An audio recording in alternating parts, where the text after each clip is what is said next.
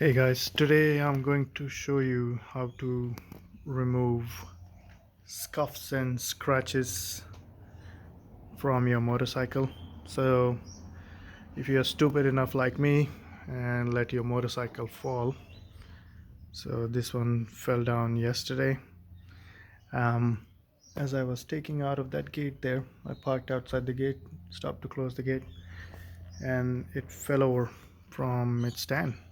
There's just a tiny bit of slope outside the gate, so it was unfortunate, but the good thing is the fairings didn't break, and it's still fixable. So first thing you need to do is you need to remove these scratches, and for that you're going to need a lot of different sandpapers, preferably the ones that can be used with water. So you just spray it, and so as you can see here, I've already removed a scuff and it's silky smooth now, so there's no more marks other than this mark, of course.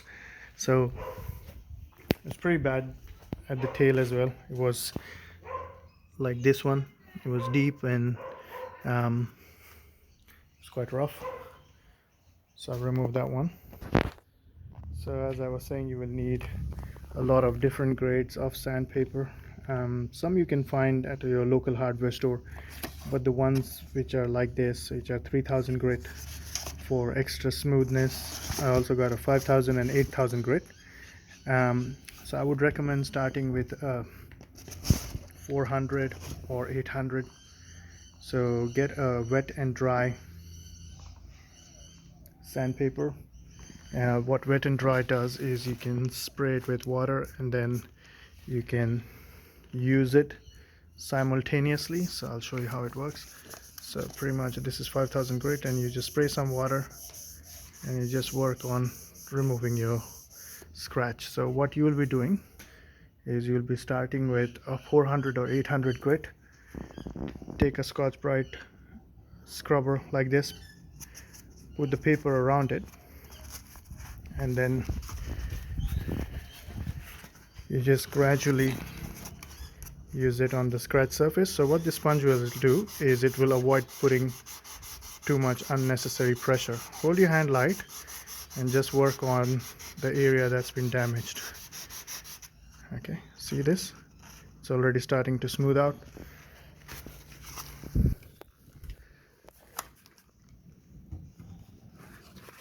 Spray some water.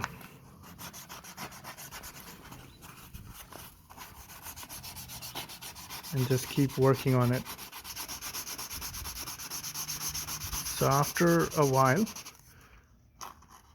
you'll get results like this. See the difference? See, it's rough. It's already starting to smooth out.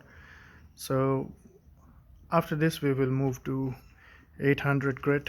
So this is 400, then 1200, then 2000, 3000, 5000. You get the idea. So the goal here is to make the scratch surface smoother, like this one right here.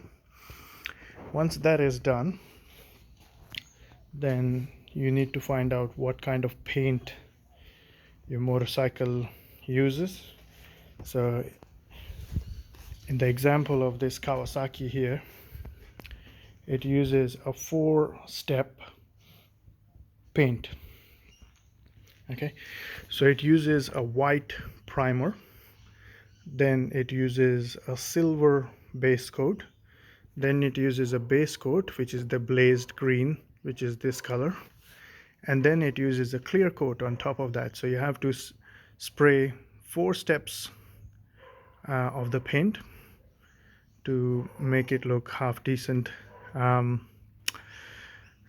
I'm not sure how the finish will turn up. I've ordered the paint last night. It hasn't arrived yet. I highly doubt that the finish will come like factory like this good, but it will at least be somewhat decent. So what I'm going to do is I'm going to sand everything down to a smooth surface. Once the paint comes, then I'm going to work on it and see how the results are, and then while I'm spraying, I'll also show the 4-step spray process. So if you're in the US, you can get the paints from Colorite, the company called Colorite.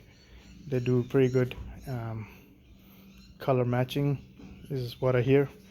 Here in Australia, I have ordered my paint from Variety Paints and More. That's the name of the store. So I haven't received the paint yet. I don't know how good it's going to be. I have no idea. So once the paint arrives, then I will be able to see how the results are. But until that point, we don't know what it will look like. But at least you can get the scuffs out and you can smoothen it um, and see. If you're unsure, you can take the panels out, the fairings, and then take it to your local workshop and hopefully they can do it. But just check on the costs, because what Kawasaki quoted me for this main fairing is $600, 400 for this one, and another 400 odd for the tail, just the one side of the tail, and $350 for the mirror. So unfortunately it was a very expensive fall. So let's see how this one goes, and I'll keep you updated.